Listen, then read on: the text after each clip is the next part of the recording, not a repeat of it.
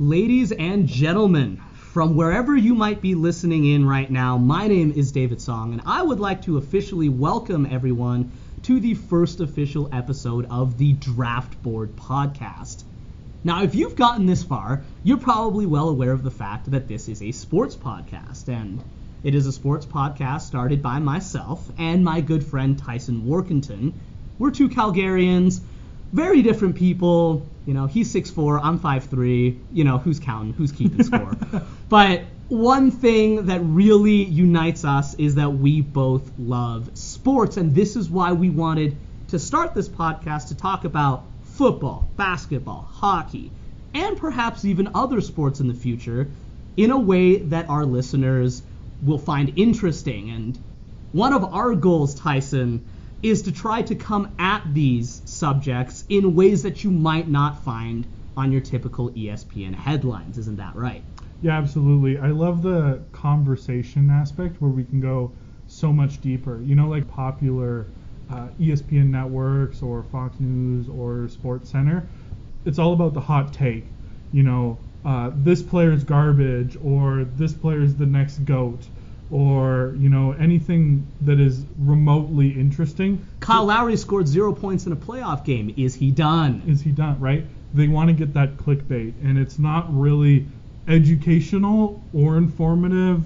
At Colin Cowherd, at Max Kellerman, at Skip Bayless. And it's not entertainment at all. You know, like, to some extent, this is a fun thing. We think sports are fun. I believe you would also agree with that, right? Of course. So if sports should be fun, then talking about it should be fun. And that's a huge part of this podcast. Absolutely. But before we get started, why don't we give everyone a chance to get to know us a little bit? For those that don't already, Tyson, why don't you go first? Tell the people about yourself. Sure. I am 6'4", and I love food. You do love food. I do love food. It's so good. Your girlfriend would agree with that. She would. She really would. Yeah, so I am a big Toronto Maple Leafs fan. I have been since... Questionable. I've been through the pain, man. Oh, yeah. I've been through the pain. The years of Beza Toskala and, the James Reimer-Ben Scrivens duo. Remember when Ben Scrivens was And Dion Phaneuf trying his best to be a number one defenseman in the NHL. The 7-year, $7 million contract. The pain, I still have PTSD nightmares sometimes, but no, I'm kidding.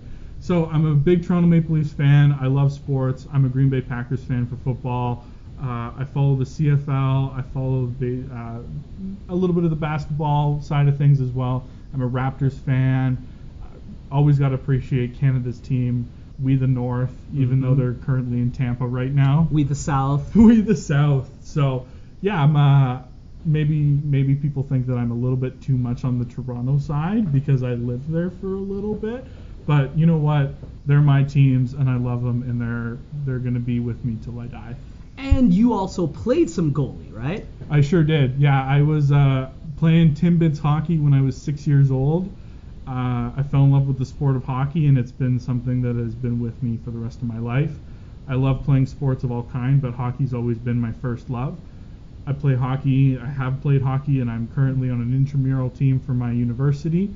I'm currently in university studying a Bachelor of Theology, but, hopefully eventually maybe going into ministry one day, but we'll see where that goes and see what life happens. But right now I'm just really interested in talking sports with you, David.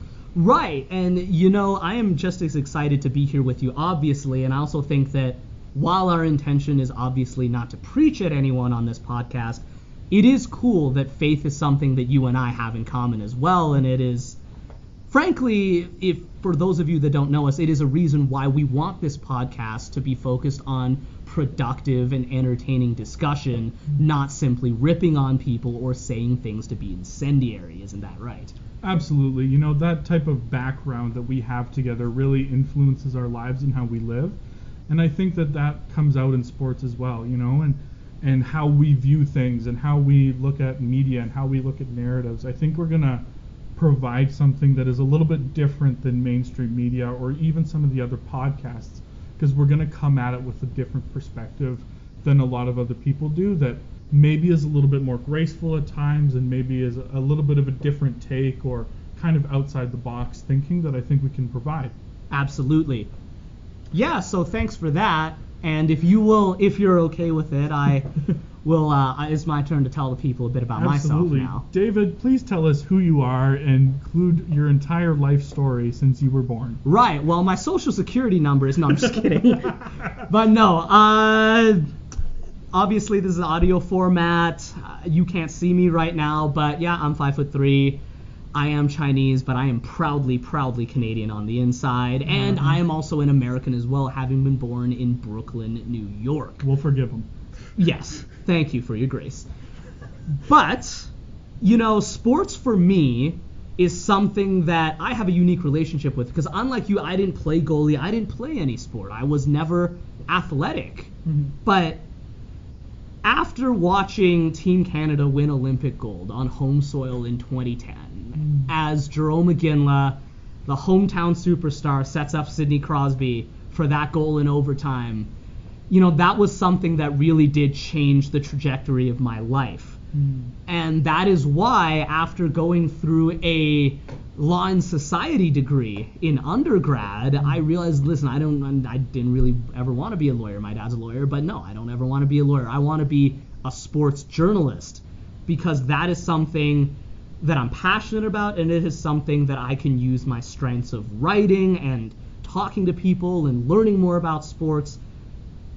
It's a way that I can use that to, be of service in some way, as well as to do something that I enjoy. And so, for those of you that don't know, I'm currently part of IUPUI's Sports Capital Journalism program. Shout out to Professor Malcolm Moran and all the other great people in that program. I'd be amiss if I didn't say go Jaguars, at least. Not the Jacksonville Jaguars, because I have nothing to do with them, but the IUPUI Jaguars. And if you're wondering what IUPUI stands for, wait till the end of the episode, because we're not there yet. We're not there yet. We're not there yet. It's in Indianapolis. That's all you need to know. Exactly. I am a bandwagon Colts fan.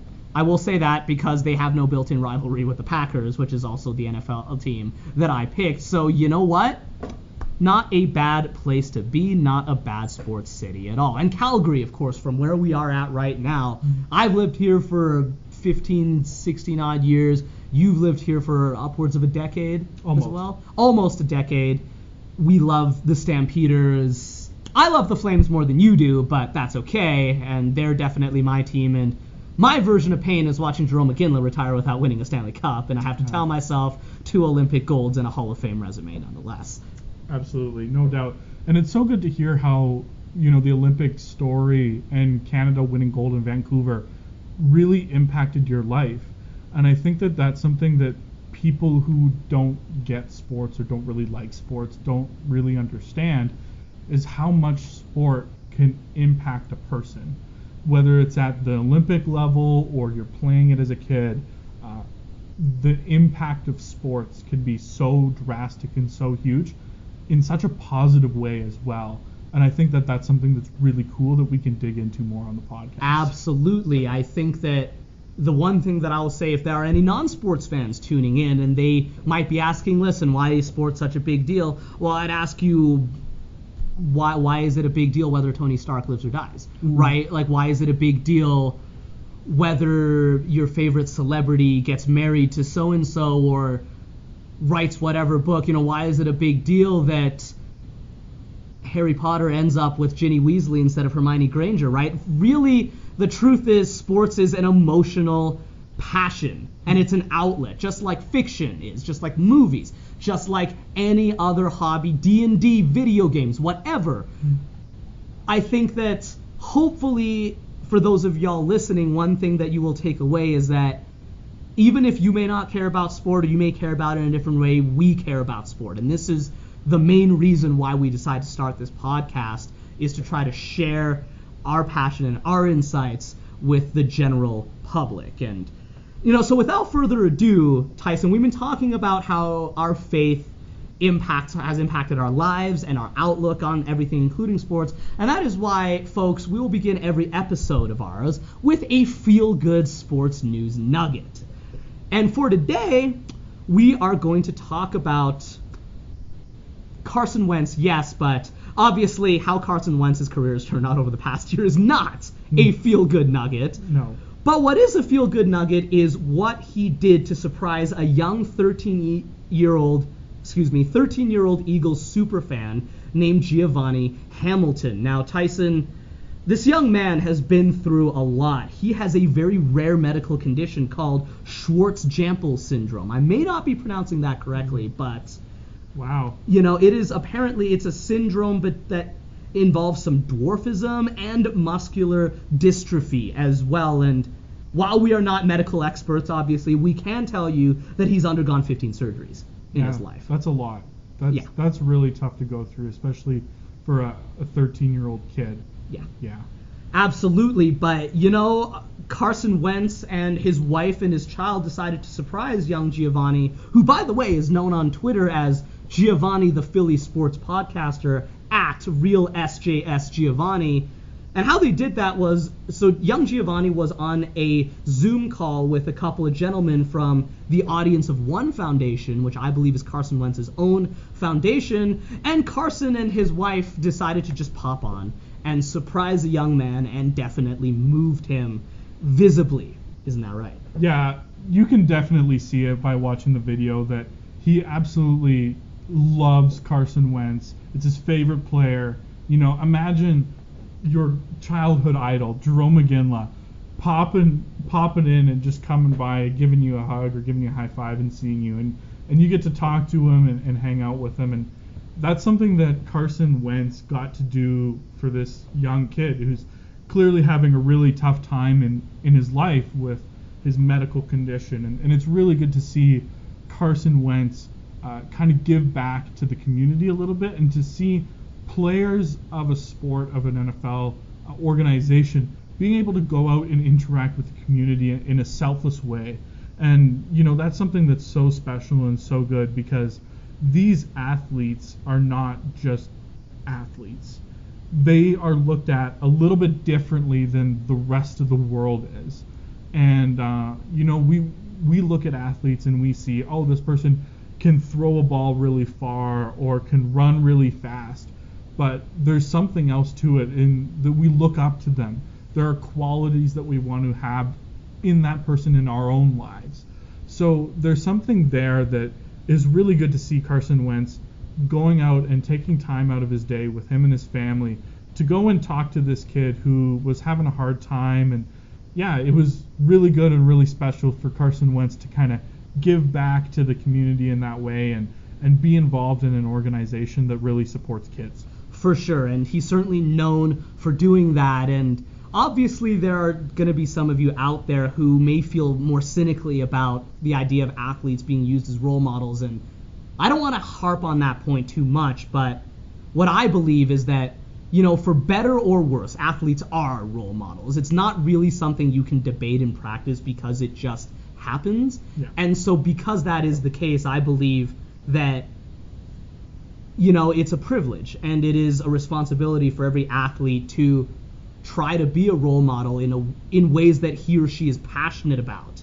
And Carson Wentz, I think, has certainly done that in Philadelphia. And all records indicate that he is an upstanding young man. But having said that, as we all know, in professional sports, on-field production matters as well. And that is unfortunately where we have to transition to our first official topic of the day, which is Carson Wentz being traded from Philadelphia to the Indianapolis Colts. Now, for those of you that don't follow football, you may think to yourself, okay, it's just a trade. Trades happen all the time, right? Well, sure, they do, but unfortunately for the Eagles, it's not every day that you have to take a $33.8 million cap hit to trade a player that you just less than 2 years ago viewed as your franchise quarterback. And so the fact that, and again, for to say this again in non-sports lingo, they're paying $33.8 million in effect to get Wentz out of their team so that they can get out of the rest of his contract as well, which is 4 more years, nearly $100 million. Tyson, why did Philly decide to move on from him? Ultimately, it's because Carson Wentz wasn't good enough. That's kind of the end of the day how this shaped out to be. Now, you can make a lot of arguments on why he wasn't good enough. And we can highlight those and talk about that. But at the end of the day, Carson Wentz was not good enough on the field and off the field to be the Philadelphia Eagles franchise quarterback anymore. And the Eagles decided that it was time to start over. And, kind of when you're going through a bad breakup with a messy breakup, no price is too much to get out. You're unhappy, you're upset with the person, you're angry, get out of the relationship at all costs. And that's basically what this was. Unfortunately for the Eagles, it was the highest dead money cap hit that they've ever had to take for a player to break up with. But that's really what it was, is that Carson Wentz was not working in Philadelphia. The management, the coaches, Carson, they were not on the same page at all. Part of that was probably into the Eagles drafting a new quarterback who could potentially replace him. So that probably didn't make Carson Wentz very happy in that moment in time. So there are a variety of reasons why this didn't work out, but ultimately at the end of the day, it's because Carson Wentz wasn't good enough to continue playing as a starting quarterback for the Eagles. Absolutely. Now, again, for some context, the reason why the Eagles did at one point believe he was their future was, of course, his sophomore season in 2017, where he soared to a franchise record 33 touchdowns, 7 interceptions, with a 123.7 quarterback rating on third down, and 116 in the red zone, that last 20 yards of the field. Now, again, if you don't follow football, passer rating is a metric that is mathematically calculated in a way that I don't understand. But what's relevant here is that the perfect passer rating is 158.3. And so for Wentz to go out and throw 33 touchdowns and have a 123.7 passer rating on the ever-crucial third down, that is elite. Certainly, for sure. Absolutely, especially when you consider the passer rating for league average is kind of at around 80-90. So when you can go well and above 80-90 on the key points on the field and the key downs, that's especially important for any type of football program, football team. And if you can get good production on those players, you're having tons of success. Right, and then unfortunately success dried up for Wentz and the Eagles because, again, he was very injury prone. He's torn an ACL. He's had a severe back injury that bothered him in 2018. In 2019, he still managed 27 touchdowns and 7 interceptions with a 93.1 quarterback rating, so it's not as if he fell off the cliff right away. But as we know, Tyson, the main reason why the Eagles eventually moved on from him was last year. What did Carson Wentz do last year? 16 touchdowns, 15 interceptions through 12 games at completing 57.4% of his passes. Now, obviously, this is not the three-point shot in basketball. As a starting quarterback, you need to be hitting at a fair bit higher than 57.4%. His 15 interceptions led the league. The 50 sacks he absorbed led the league. And this was only through 12 out of 16 games. Second-round pick Jalen Hurts played the last 4.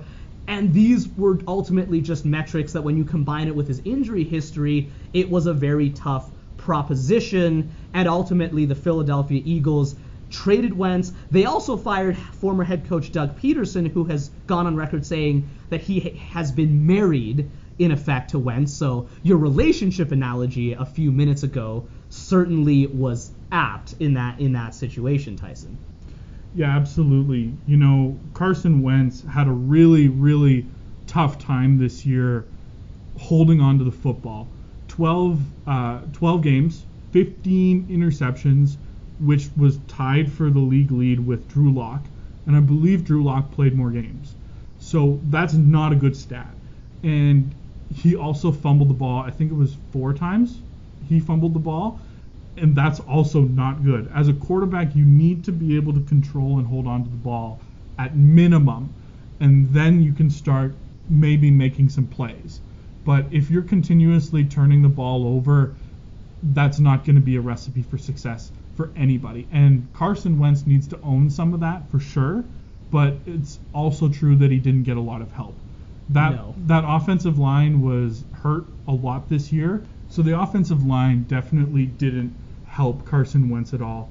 50 sacks in 12 games, that's on pace for about 66, 67 sacks in a year, which is around the most. Like, he was kind of in that range for the most sacked quarterback in a season per 16 games if he was to finish the season, which eventually he got replaced, so he did not.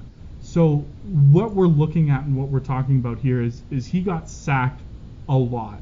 He was running for his life a lot. And ultimately, he turned the ball over a lot. He did. And that, of course, is not a recipe for success, like you said. But before we move on, I just want to point out that for those, again, unfamiliar with the Eagles, they had 7 offensive starters, 5 defensive starters, and 10 other key players, part-time starters, or major depth guys miss games last year. And unfortunately, 2 of those guys were Brandon Brooks and Lane Johnson, 2 Pro Bowl offensive linemen who surely could have done something more to protect Wentz and perhaps even save him from himself. But nonetheless, the past is in the past, and on February 18th, which was a couple of weeks ago, Carson Wentz made his departure from Philadelphia. He was traded to the Indianapolis Colts, so my second city, essentially. And what the Colts gave up in return was a 2021 third-rounder and a 2022 conditional second-rounder that will become a first-round pick in 2022 under 2 conditions. Either Wentz plays 75% of the snaps, or 70% but the Colts make the playoffs. And now, given the fact that the Colts have made the playoffs each of the last 2 seasons, seems fairly likely that they may hit this mark. Of course, Indianapolis will absorb the 4 years and nearly $100 million of Wentz's contract also to take him on, but they have the cap space to do it. And one thing that is good about this move for Wentz is he gets to reunite with Frank Reich. Now, who is Frank Reich, you might ask? He was the Eagles' offensive coordinator during the 2017 season, where Wentz had his career-defining 33-touchdown season, and the Philadelphia Eagles later won the Super Bowl with Nick Foles at backup. Tyson, do you think this would be potentially a good sign for Wentz? This is the best-case scenario. I don't think there's any place that Carson Wentz could have gone to that would have been better for him to go to. Really, looking at the options, if you were to go to any other team, he would have to relearn the playbook, relearn the system, get on the same page with the head coach, build relationships with the coach. And he doesn't have to do that really at all with Frank Reich because they know each other so well, and they've worked with each other, and they know how to win with each other. Really, this is the best case scenario for Carson Wentz. If he's going to revive his career, so to speak, and turn his career around, it'll be in Indianapolis with Frank Reich, because the best way that he can possibly regain his success is to go back to the foundations that he had success with in the first place. Absolutely. And, there's also several other reasons. We're going to talk about 3 other key reasons why Indianapolis might be a very good place for Carson Wentz to rediscover himself. First and foremost, the offensive line. Just a few minutes ago, we were talking about those 50 sacks that Carson Wentz took in a mere 12 games. Now, you might be wondering, how good is Indy's offensive line? Well, it was ranked 7th out of 32 in the NFL by Pro Football Focus last year. And you want to know what, Tyson? That was a down year for them. This is a top 5 offensive line when fully healthy and playing with their potential. They had some late season injuries on the outside at offensive tackle. They had some inconsistent play, rather, from their interior linemen by their high standards. Nonetheless, though, this is a line that is anchored by All-Pros Quentin Nelson.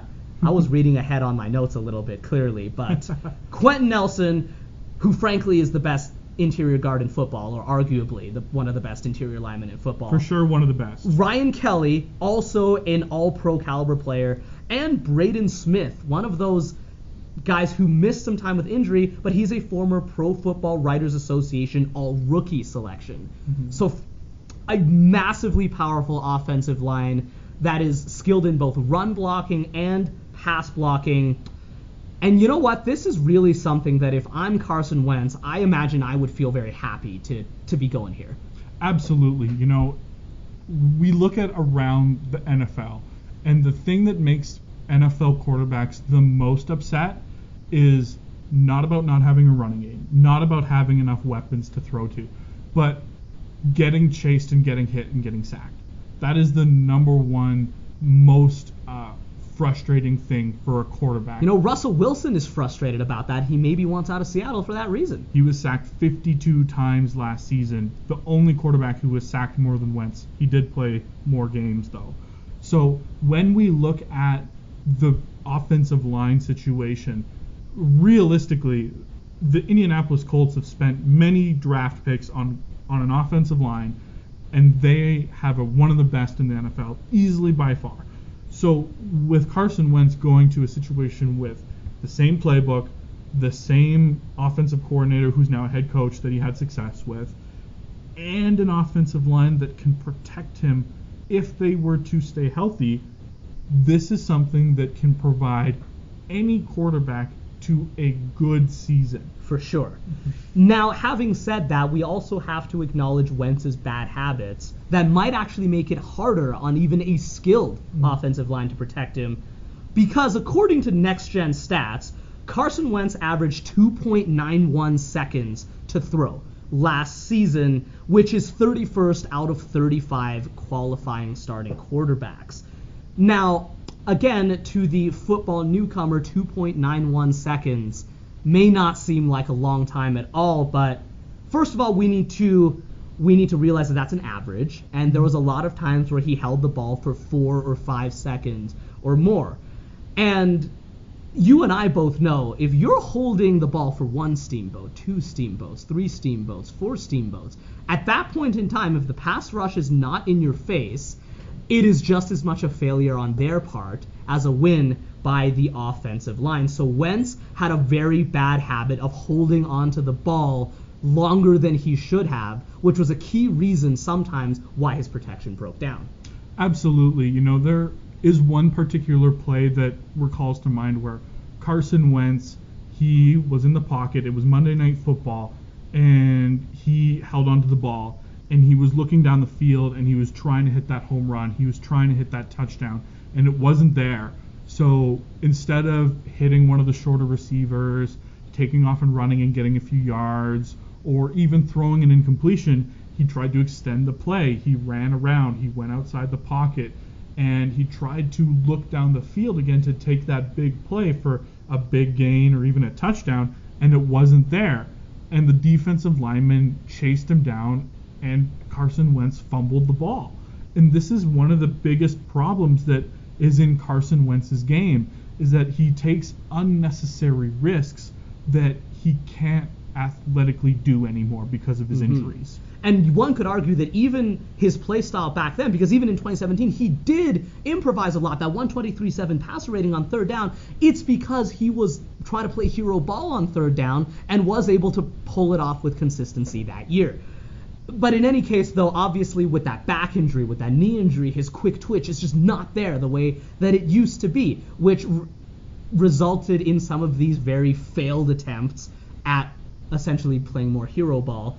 It also is worth noting that according to Next Gen Stats, he had a quick pass rate of just 38.2%, which is 33rd amongst 35 quarterbacks, and it basically means that he got the ball out in under 2.5 seconds, only 38.2% of the time. And frankly, that's going to put any stress on any offense. You can pick the best 5 offensive linemen in history, but if your quarterback is consistently holding onto the ball like that, it's just going to make their job a little bit harder. It also makes their job harder because Wentz likes to scramble outside the pocket, and as anyone who watches or plays football knows, as an offensive lineman, you can no longer protect your quarterback and set the right angle if he takes off. Absolutely. It's very difficult for offensive linemen to block for a scrambling quarterback without knowing where the quarterback is going to go. So that means that the quarterback and the offensive lineman are going to have to get on the same page with whether or not Carson Wentz likes to roll out to one side or another, and what happens when the defensive lineman takes a particular angle or not. That's going to have to be learned in Indianapolis with his new team, and that's going to be part of hopefully training camp and preseason. But yeah, like getting the ball out in 38.2% of the time in under 2 seconds, that's not good enough. Like Tom Brady made a living in New England. I was hoping you were going to say that. He made a living in New England by taking the ball, and second after holding the ball, it was out of his hands and into a running back on the flat or to Julian Edelman on a quick little route. And Brady had no ego. If he had to throw the ball 3 yards down the field 50 times a game, he'd do it if they'd win the game that way. Yeah, death by 1,000 cuts is essentially how the New England Patriots won 3 of their 6 Super Bowls with Tom Brady. And it is incredibly annoying for a defense. It is incredibly boring to watch for a fan, but it works. Absolutely. And regardless of whether or not the fans like it or the offense likes it or the players enjoy that style, you have to emulate at least some of it. Exactly. Into your offense and into your game. You can't be trying to throw the ball 30 yards down the field 3 plays in a row. Absolutely. So to conclude this particular point, obviously Indy's offensive line will be a major asset to Wentz, but at the same time it does seem like he's going to have to improve some of his bad habits and learn to take the short gains and learn to get the ball out of his hands much faster in order to give himself and the team the best chance at success. Now, offensively, Indianapolis does, well, first of all, they have more playmakers than Philly did in that injury-decimated season. They've got a running game. They've got Jonathan Taylor, a rookie running back who was named to the 2020 All-Rookie Team, Pro Football Writers Association All-Rookie Team, after rushing for 1,169 yards and 11 touchdowns, which in layman's terms is pretty darn good. And you've also got a second dragon out of the backfield named Nyheim Hines, who is much more of a receiving back, but he is a very capable air threat out of the backfield with 482 yards, 4 scores through the air. So first of all, we've got a running game for Wentz that should be able to open things up for him, keep the defense honest, so that when Wentz does drop back to pass, he could find someone like Michael Pittman Jr., who had about 503 yards in his rookie year last year, and he is really a candidate that might take a large step forward as a second-year receiver this year. Then you've got, of course, T.Y. Hilton, the speedster, the 4-time Pro Bowler, who obviously he's still got talent despite dealing with injuries his last 2 seasons. So at least on paper, Carson's got weapons to play with. Yeah, absolutely. The Indianapolis Colts made the playoffs, in my opinion, despite their quarterback play. No offense to Phillip Rivers or Jacoby Brissett when he was playing for the Colts. Kind of subpar quarterback play.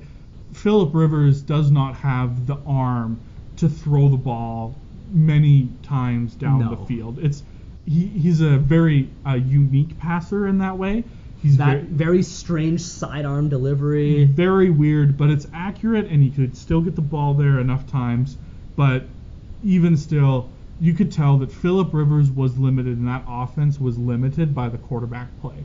So the Colts have a very interesting dynamic with their skill positions because they've drafted well with Taylor and Hines and Pittman Jr., and they also have T.Y. Hilton, who could come back depending on the salary cap and everything that's going on in the organization right now. But yeah, it's looking like there's a lot of tools for Carson Wentz to have success with in Indianapolis. And I would just like to say that, the fact that Jonathan Taylor rushed for 1,169 and 11 touchdowns is another testament to that big offensive line and how they can absolutely dominate the line of scrimmage all game, every game. Absolutely. Now, you also alluded to the fact that one could argue Indianapolis made the playoffs in spite of their quarterback play the last couple of years. And the reason for that is obviously their defense, the thing we're going to talk about next. They allowed the 8th fewest total yards per game, 332.1. They also allowed the 10th fewest points per game, 22.6 points per game, over the course of last season. These numbers are according to Sportsnaut.com. And, of course, they've got plenty of solid to elite starters on that defense. We'll start, of course, with the high end, DeForest Buckner, a top 5 defensive tackle no matter how you slice it. Darius Leonard, an excellent run and chase pursuit linebacker who has shown repeatedly that he's one of the best second-round picks that Indy ever made, that's for sure. Mm-hmm. You've got guys like Rock Ya-Sin, a capable starting corner, Xavier Rose, who resurrected his career in Indianapolis essentially last year, the veteran Justin Houston, former 22.5 sack artist, and of course the talented but oft-injured Malik Hooker on that defense as well. So, at least on paper, there is definitely reason to be optimistic on that front. Yeah, if your goal is to win a Super Bowl, you got to have a top 10 defense. It's almost a given nowadays. You need to have a good defense that can rush the passer and stop the run, at least on some consistent level. And it looks like the Colts have that. They've drafted a lot of good players, and they have some veterans on that team that can really play well, and they definitely have the tools to have success on defense. It's definitely been one of their strengths as of recently. So I definitely think that that's a positive thing going forward for the Colts. This season for the Colts hinges on whether the defense can replicate what they did last year, and if Carson Wentz can come back to that 2017 form. Or even perhaps his 2019 form where he gave you 27-7. That's still, with that defense, that's good enough to, in theory, make a fairly deep playoff run, although it was not necessarily prime Wentz. Yeah, we'll have to see how it shakes out. The Colts are definitely in the running to be in the playoffs, potential contenders, but if you get to the playoffs, anything can happen, so that's all you got to do. Get to the playoffs and see what happens. And just a couple more points before we move on from this. It is worth saying that Rhodes, Houston, and Hooker are all free agents, and so conceivably all 3 of them could leave, and if so, Indy would have to replace their production with somebody else. And it's also very interesting that Indy's defense somewhat faded down the stretch. The first 9 games, they allowed 108.9 yards per game average, and an average passer rating of 78.9, which, as we alluded to before, is well below league average. But over the final 7 games, that ballooned to 297 yards per game and a 102.5 passer rating, and so that's obviously due to multiple reasons, whether that's strength of schedule or the natural ebbs and flows that a team might experience. And we don't have enough time to get into that tonight, but it is worth mentioning that if Indianapolis's defense fluctuates, it might place additional mental pressure on Carson Wentz to step his game up in that situation, and it remains to be seen how well he can do that. Yeah, we will have to see. Absolutely. Now, moving on, there was another big signing in the NFL recently, albeit this was not a trade. It was a free agent signing, but it involves, of course, 3-time NFL Defensive Player of the Year, J.J. Watt, who has left his longtime home, his 9-season home, the Houston Texans, to go to the Arizona Cardinals. Tyson, give me your initial thoughts on that. Wow, was not expecting that one. A lot of people speculated that J.J. Watt was going to join up with his brother in Pittsburgh, potentially go to Green Bay because he played his university ball in Wisconsin. There was a lot of different type of rumors going around about J.J. Watt. None of them included Arizona. So this was really out of left field. So when we look at the contract specifically, 2 years, $31 million, $23 million guaranteed for J.J. Watt. That's a big dollar figure, and it's tough to turn down that kind of money. So I don't blame J.J. Watt for taking maybe one of the bigger contracts that was on the table. I don't know how many different contracts or what the different dollars were for every team, but J.J. Watt, he's getting well paid now in Arizona. And I can't help but think that DeAndre Hopkins being in Arizona definitely influenced J.J. Watt's decision to go to the desert. Absolutely. DeAndre Hopkins, a top 5 wide receiver in the NFL, and J.J. Watt's old teammate for all those years. Certainly, we don't have access to their text message history, but we can assume that's some interesting conversations were had. Now, as you said, 2 years, $31 million with $23 million guaranteed. It's a lot of money, and much like Carson Wentz, Watt has suffered a lot of injuries, particularly with his back. If I'm not mistaken, he's missed 32 games over the last 5 seasons, which in the NFL we have 16 game seasons, so that's a significant amount of time off the table. And again, he's getting older as well. He's 31, and so it's reasonable to expect that he is not going to be he's probably not going to be the alpha player that he once was. But when, on the other hand, you go to a team like Arizona, who's got another all-pro pass rusher in Chandler Jones, and this is a team that tied for 4th with 48 sacks last year, with all of that pass rush heat, JJ should have his fair share at single blocks. Absolutely. And the question about JJ Watt for many, many years in Houston was not if he was going to be dominant, because we know that he's a great player. It's if he's going to be healthy. Like you said, missed 32 games. Well, that's 2 out of 5 seasons that he's missed due to injuries collectively as a total. That's a lot.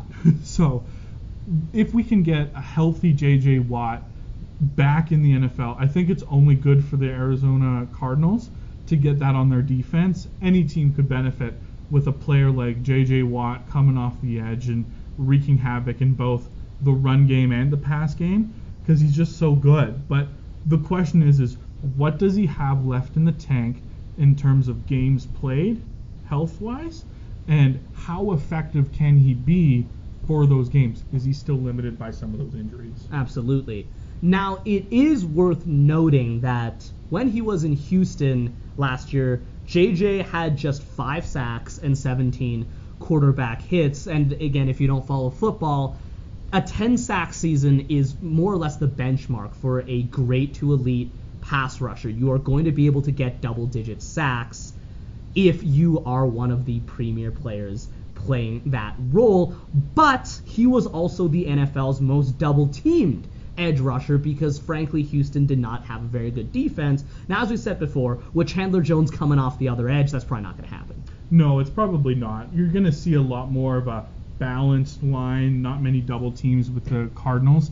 Of course, it depends on how healthy Chandler Jones and J.J. Watt are.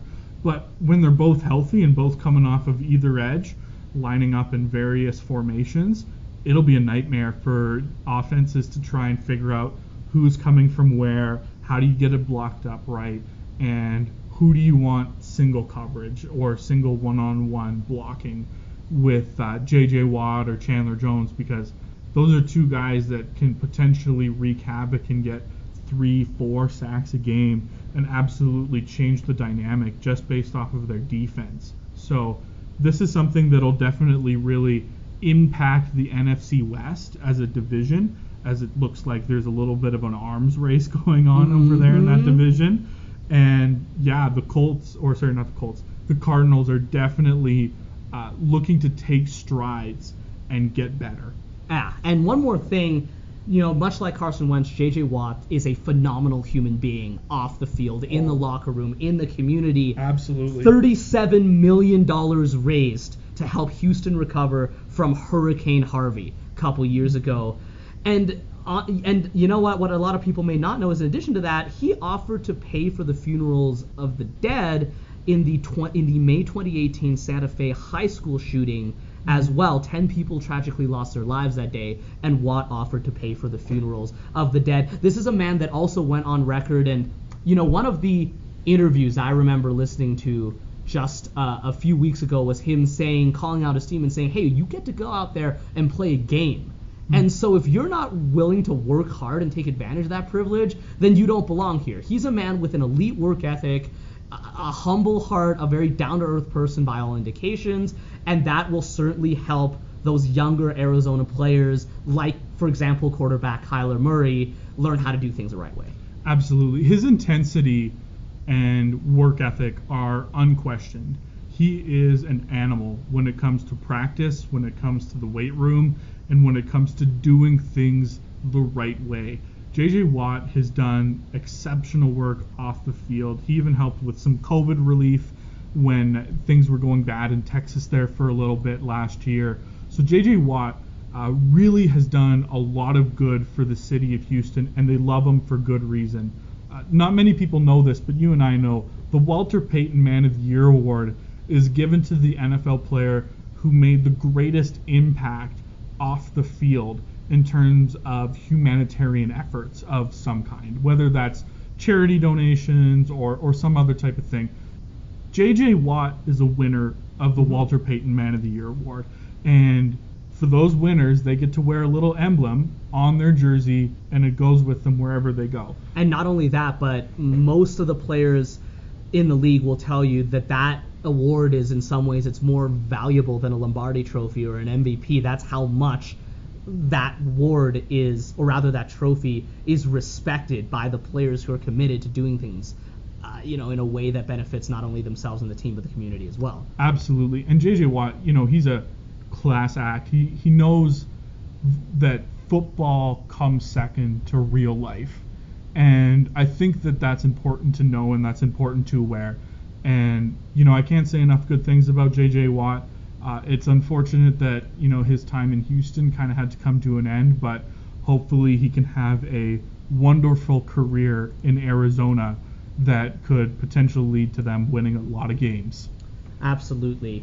Now, before we move on to our next sport, we unfortunately need to pay tribute to a couple of former NFL players that are no longer with us. Why don't you go first on that? Yeah, so it's really sad. I want to say that it's never good to hear any of this stuff come in the news, and David and I feel especially so that we just feel like we need to talk about this a little bit. On Saturday, a former NFL player named Louis Nix was found passed away, and I just wanted to talk a little bit about him and share a little bit about his life and his football career. He played at Notre Dame. He was a defensive tackle. He famously wore number 1 on that defensive line, and on the Notre Dame Fighting Irish tribute for Louis Nix's life, they showed a highlight of the 330-pound defensive tackle wearing number 1, lining up as a quarterback and running the Wildcat QB draw for a touchdown. And it was so loving, and he was such a fun-loving guy. He was given the nickname Irish Chocolate while he was in Notre Dame. He's the 3rd-round pick of the Houston Texans. He spent time with the Texans, the Giants, Washington, and the Jaguars during his NFL career. And sadly, he's no longer with us at the age of 29. So our thoughts and prayers are with the family and friends of Louis Nix, and we'll be praying for you guys. Yeah, for sure. And unfortunately, there's a second one coming your way, guys. This one happened a bit earlier. It happened in mid-February, around the 16th, where another former NFL player, wide receiver Vincent Jackson, was found deceased in a Florida hotel room. He was 38 years old at the time, and initial reports found no apparent signs of trauma, and the cause of death is yet to be revealed. But Jackson, for a lot of years, he was a fixture on that Tampa Bay Buccaneers offense. This year's champions. Obviously, he retired before this year, before Tom Brady came, but nonetheless a 3-time Pro Bowler. He played from 2005 to 2016. Big physical receiver, and what's sad about that is just days before he was found dead, the police found him in his hotel room, and they talked to him, and a missing persons report that his family had filed was canceled after they determined that he was okay. And so right now we don't know what happened. We may not ever get to know for sure, but it's another person that we offer our condolences to his loved ones. Yeah, for sure. Now, with that being said, we must now move on to our second major topic of the day. That is, of course, switching gears to the NBA, and specifically the North, Toronto Raptors, that is. We the North. Absolutely. Tampa's temporary, of course. Anyways, the Toronto Raptors. They're 17-17 so far this season. Power rankings from ESPN and The Athletic both have them listed as the number 13 team for this particular week. And they've had an interesting week. They lost to the Sixers, a very good team. They lost to the Heat, who made the finals last year. They stomped a backsliding Houston Rockets team that is in serious trouble right now. Absolutely. And they had a bunch of games postponed due to COVID-19 protocols. So, Tyson, what do you see out of them so far this season? Yeah, here are my thoughts about the Raptors. It's been a tough transition from going from Toronto to Tampa. I don't think people really recognize the difference that these players have to go to. They're leaving their homes behind so that way they can live in Tampa for a year, essentially, maybe less than that. So it's really different being in Tampa and being away from your home stadium, essentially. So the Raptors, when you look at the stats, they're 8-7 for their home games, which is second worst among playoff qualifying teams right now. But go figure, it's not actually their home. It's not actually their home, so when you look at it, it's really tough to analyze how they're doing at home. And in fact, when you look at it, the Raptors are better on the road. They average 115 points per game on the road compared to 110 at home. So this is something that I don't think I recognized as a Raptors fan going into the season was going to be this tough, was transitioning to this new arena. And when you really think about it, the Raptors players and the Raptors as a team, they're the only ones that have to play 72 road games because they're going to be playing all of their games in an unfamiliar arena. Yeah, and unfortunately, things don't help when one of your notable free agent signings doesn't pan out the way you had hoped. We are talking, of course, about the Australian setter Aron Baynes, who he was coming off a career year at 33 years of age with the Phoenix Suns. He was averaging 11.5 points per game to go with 5.6 rebounds per game. In one particular context, he really made some noise. I think it was on the 6th of March last year, 37 points, including 9 3-pointers. 9? 9 3-pointers for a big man that's made his living in the paint. Wow. 16 rebounds to go with it as the Phoenix Suns beat the Portland Trail Blazers 127-117. Now, obviously, no one expected that he would suddenly turn into Hakeem Olajuwon when Toronto signed him, but nonetheless, when you look at social media, you look at YouTube, right around the time of the signing, late November, early December, there was a lot of buzz around this Aron Baynes acquisition, and people were optimistic that he could become a solid starting piece if he even kept a little bit of that new shooting stroke. If he could average, maybe 10, 15 points, 7 to 9 rebounds perhaps, and still bring that gritty, powerful Aron Baynes defense, people were optimistic about him. Has he still brought the gritty Aron Baynes defense? Yes, but as we're about to discuss next, that's kind of all he brought to Toronto. Yeah, that's kind of it. When we look at the offseason as Raptors fans, we were looking at maybe bringing back Gasol, in which he Marc Gasol. Yeah, Marc Gasol, who was a part of that championship winning team. Unfortunately, Gasol was thinking about retiring and going back and playing in the Spanish League because he's Spanish. But eventually, Marc Gasol decided he was going to sign in LA with the Lakers. So then our attentions turned to Serge Ibaka, who was also on that championship team. And Serge Ibaka eventually decided to join forces with Kawhi Leonard in Los Angeles with the Clippers. So when we look at the Raptors and we look at Aron Baynes, we looked at him as kind of a consolation prize, if you will. We understood that Aron Baynes was not going to be as good defensively as Marc Gasol. We also understood that he wasn't going to be as athletic or maybe shoot as good from three as Serge Ibaka, but we were hoping for something kind of like that. Maybe a little bit of Gasol and a little bit from Ibaka, and kind of mix the two and have a player who could fill into that kind of starting center role and eat 30 minutes a night if he really had to. Right, and unfortunately that just hasn't been the case so far. Now, I just want to say for, again, those of you who might be unfamiliar with basketball, Marc Gasol won NBA Defensive Player of the Year in 2013. That was also the year he made the NBA All-Defensive second team, and it's true that Aron Baynes is a big, physical, gritty player. He will contest any shot. He is not afraid of being posterized. He doesn't care, and when he plays another big, he plays him hard and plays him tough. The issue is he has never had Marc Gasol's defensive IQ, and I saw on social media, on Twitter, on YouTube, there was maybe some fans who were getting a little bit carried away and thinking that Baynes could replicate Gasol's defense to a great extent. That was overly optimistic at best, but nonetheless, as we're about to talk about, it's not really the defense that's an issue with Baynes, because as we said, he can still bring that. The issue is, Tyson, that a couple of short weeks ago, he was shooting 42% on layups. Oh, that is just not good enough. You can't 42% on layups. That's not good. It really isn't.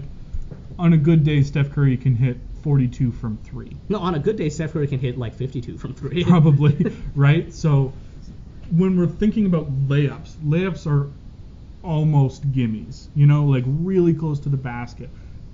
Most players can hit around 70 to 80% on layups and dunks. And that's not what Aron Baynes is at. He's really not.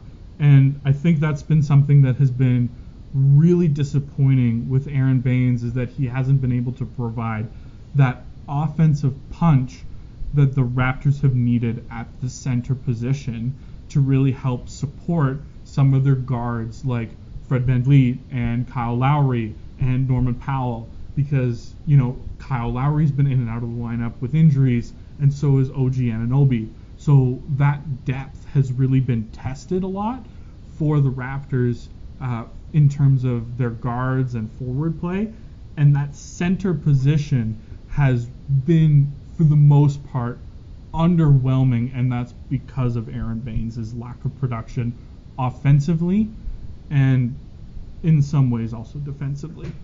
And here's a hot quote for you. In mid-February, Fred VanVleet was asked if a small lineup might be the answer for the Toronto Raptors, and a small lineup meaning no traditional center, someone like Pascal Siakam, a traditional power forward starting at center. Fred VanVleet said, "It better be we don't have a choice at this point." No. That does not exactly inspire confidence in your starting center, Baynes.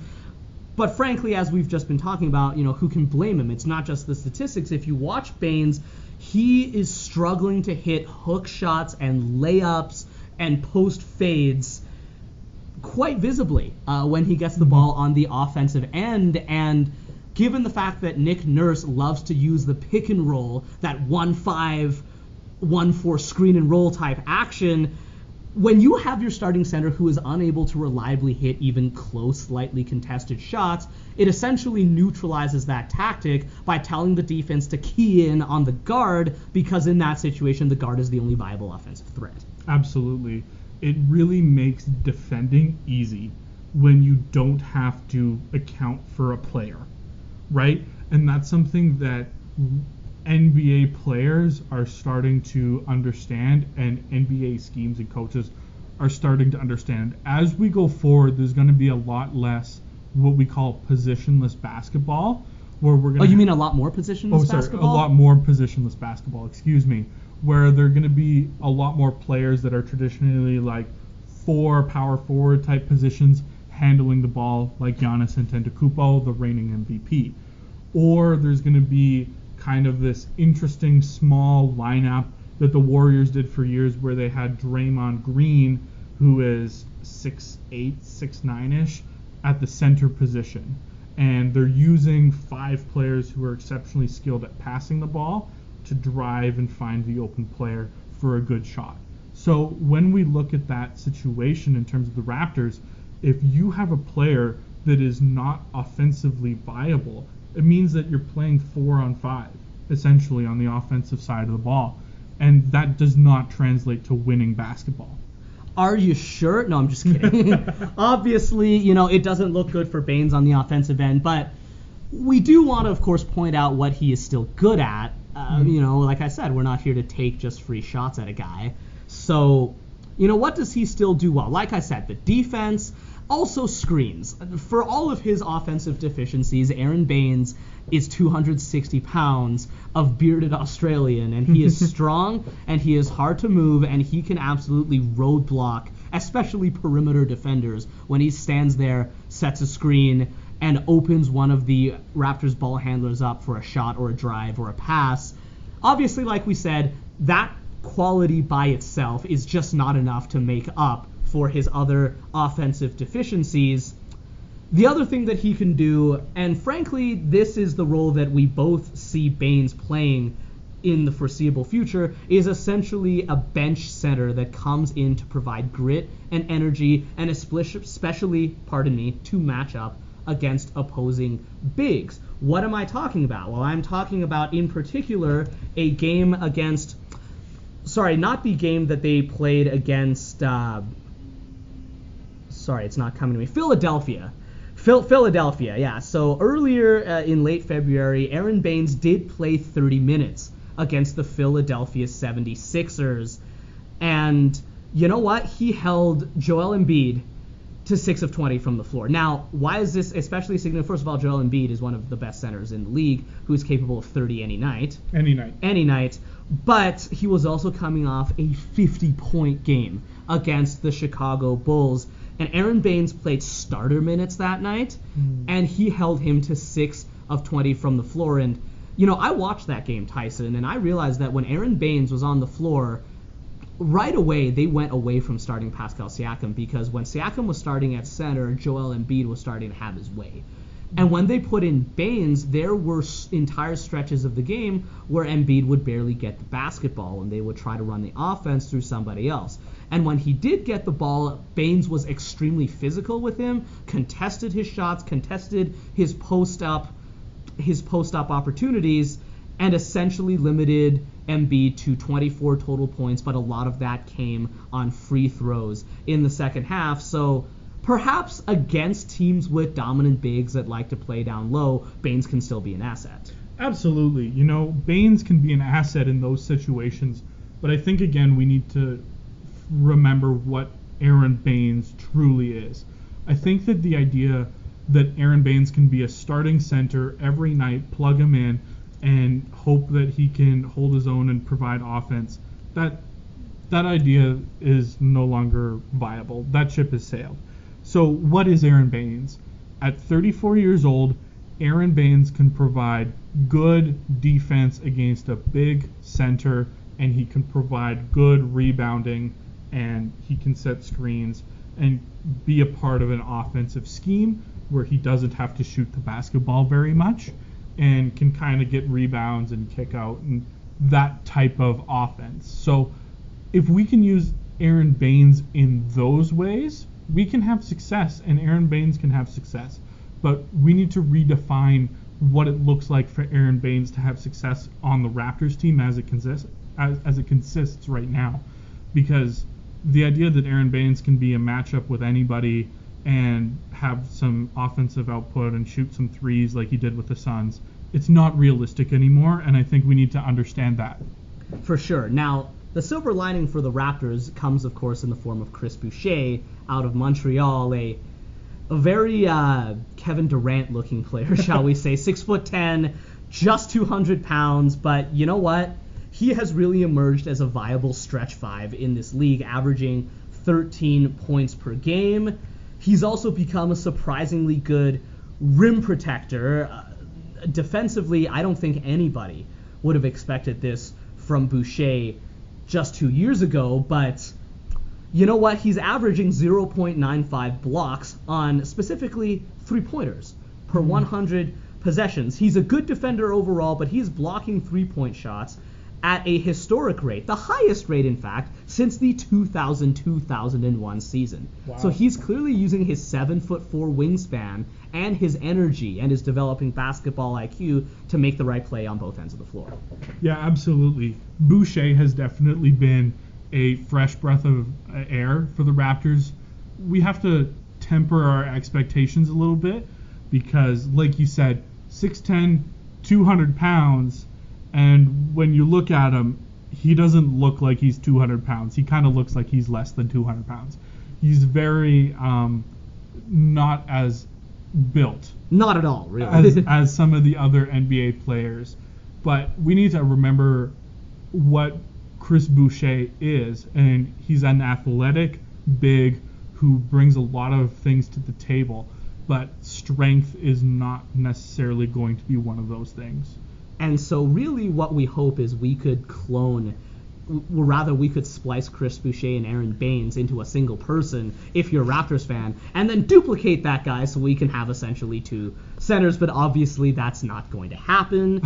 So as much as we may wish otherwise, but what we can do, obviously, as the Raptors is look outside to see what some of the free agent offerings are at center, because as we've been saying, the Raptors have a need in this area because both of the starting centers, both of their main centers have obvious deficiencies that need to be addressed for this team to take a step forward.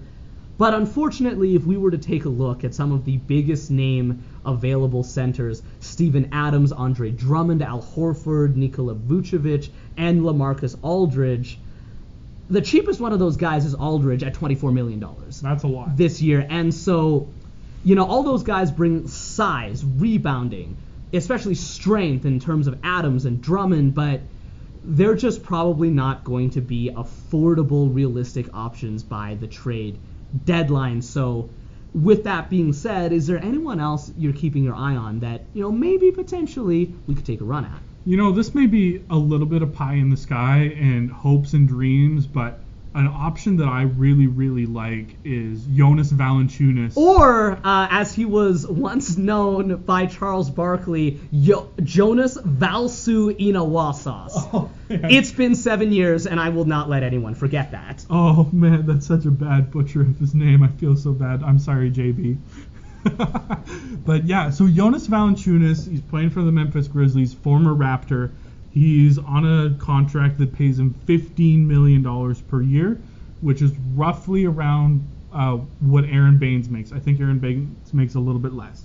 But Jonas Valanciunas, former Raptor, he's kind of at that sweet spot of about 265 pounds, 7-footer.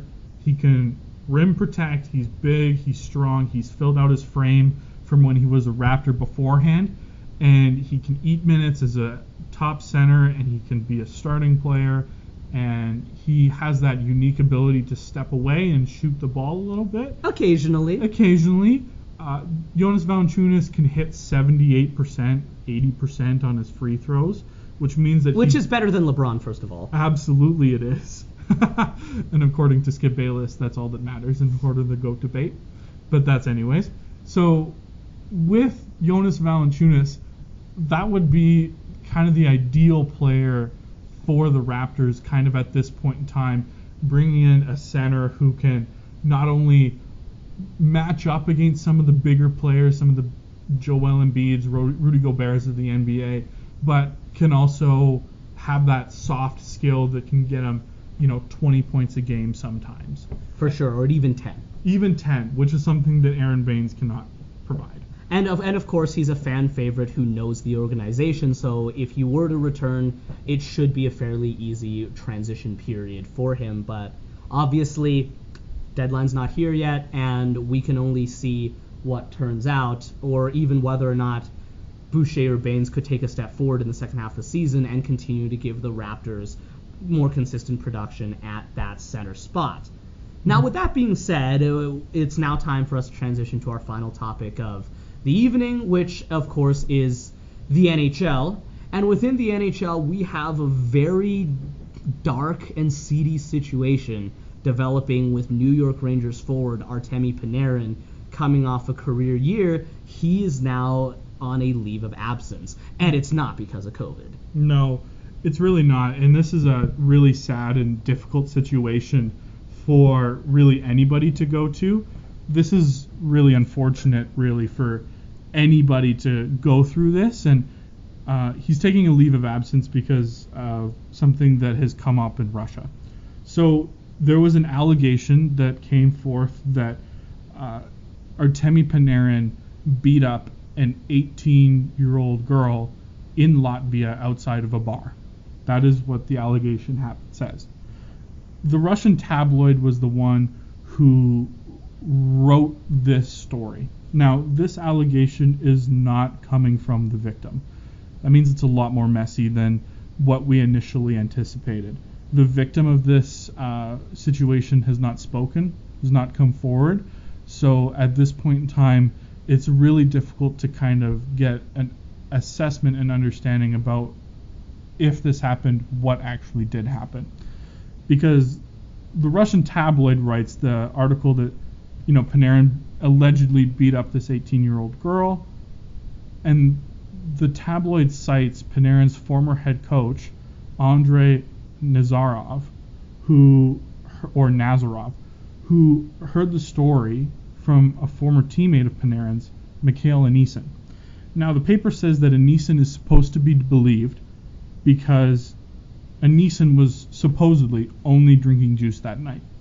The problem is that there's video of Mikhail Anisin starting drunken fights at the bar. So this is kind of a little bit of an inconsistency here. Now, there's also a little bit of an inconsistency going on because bars aren't really open in Riga, Latvia. So, and this alleged story happened on a Sunday apparently, so that also makes it a little bit confusing. Also, the date that the alleged incident happened was days before their next game in Latvia. So it seems weird that the team would fly out multiple days in advance before their next game and then just stay in the town that they were in.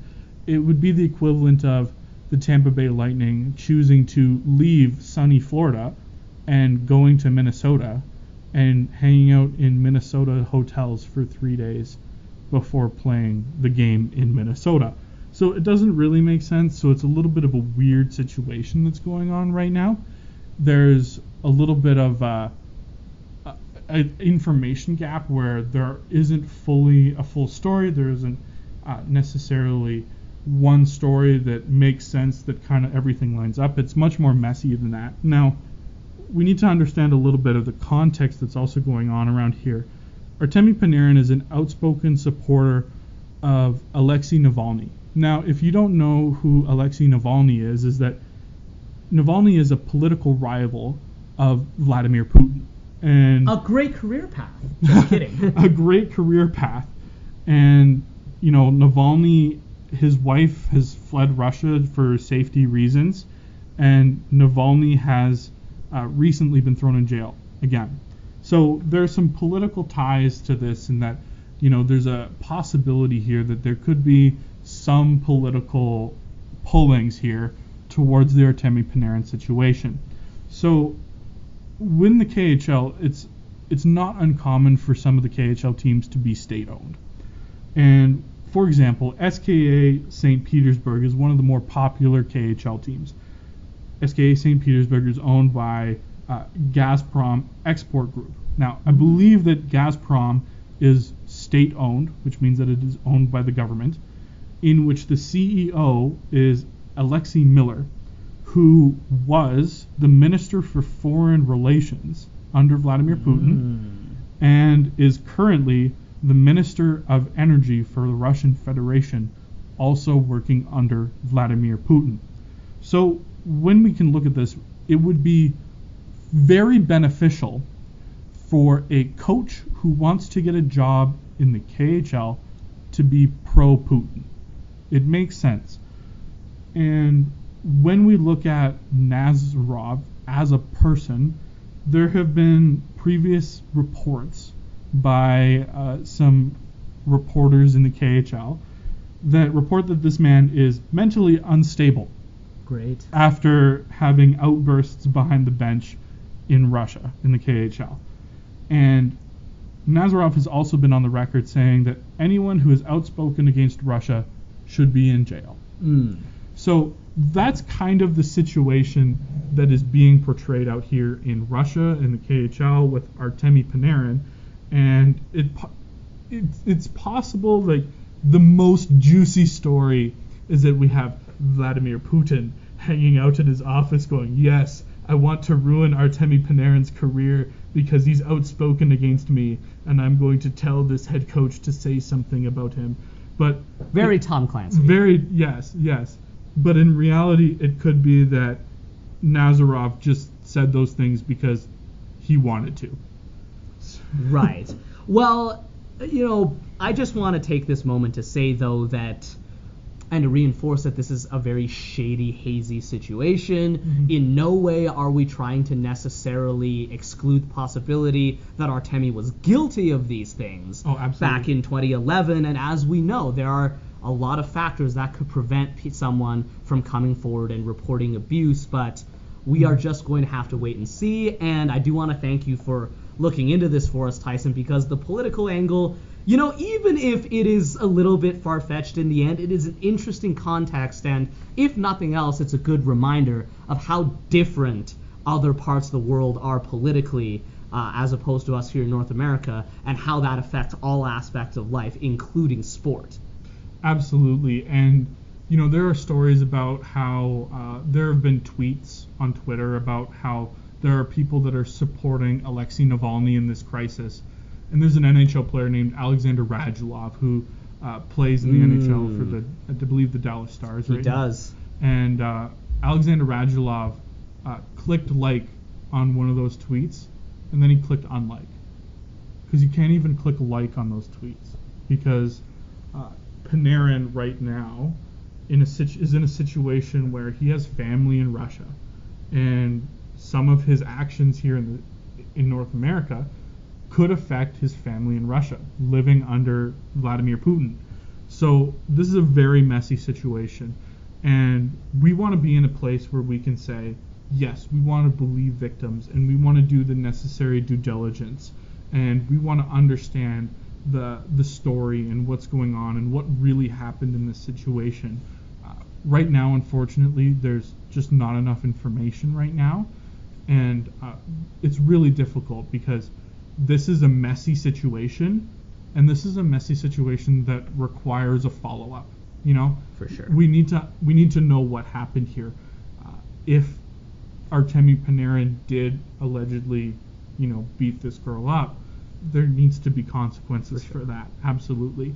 But we also don't want to, make him guilty without actually knowing what actually happened. Although, like you said, this seems like it may be a fair bit more hazy than something like the Slava Voyanov domestic abuse incident years ago when he essentially did lose his job in the NHL. But in any case, let's finish just by taking a look at who Artemi Panarin is as a player and what the Rangers are missing without him. He's 29 years old. Mm-hmm. Last year, he scored 95 points in just 69 games because of the COVID lockout. 32 goals, 63 assists, which tied him for third total in the NHL. Mm-hmm. He was a finalist in Hart Trophy voting as the NHL MVP, and he's in the second season of a 7-year, $81.5 million contract he signed with the Rangers in July of 2019. Now, tongue-in-cheek, it's a lot less money than some of his NFL and NBA compatriots would be making, but, that's just the nature of the beast. But nonetheless, both the NHL and Rangers coach David Quinn have voiced their support of Panarin, and they have voiced that they are going to continue to monitor the situation. And so, obviously, on the ice, the Rangers are going to have to make do without arguably their best player offensively, and off the ice, we can only wait and see what happens next. Yeah, absolutely. And it's been a tough season for the Rangers. I think after having Panarin sign and Mika Zibanejad is looking really good for the Rangers at center, and they have Alexis Lafreniere and Capo Caco, two young, really good players, high draft picks. They were expecting a lot more out of this season than what they're getting. And for the Rangers particularly, they've had some troubles with their players, specifically even troubles with abuse within their locker room. in the Tony DeAngelo situation that maybe we'll get to in another podcast. But it's been a really difficult season for the New York Rangers this year, and Artemi Panarin is one of those things that it's really difficult to go through, and we'll have to wait and see, because ultimately at this point in time, we don't really know. For sure. Well, anyways, Tyson, that concludes our first podcast here on the draft board, and if you guys made it to the end, thank you. Thank you. You probably had a bunch of free time on your hands today. But you know what? In any case, this has been a pleasure to be with you, and we look forward to doing this a lot in the weeks and months and even years to come. Now, if you are listening and you want to give us any feedback, there's definitely ways for you to do that. Our social media page, admittedly it's in the works, but we're looking to get that up and running as soon as possible, and we look forward to having much more of these conversations that hopefully you guys can enjoy and be a part of. And so with that said, for Tyson Workington, my name is David Song, and we're signing off from the draft board.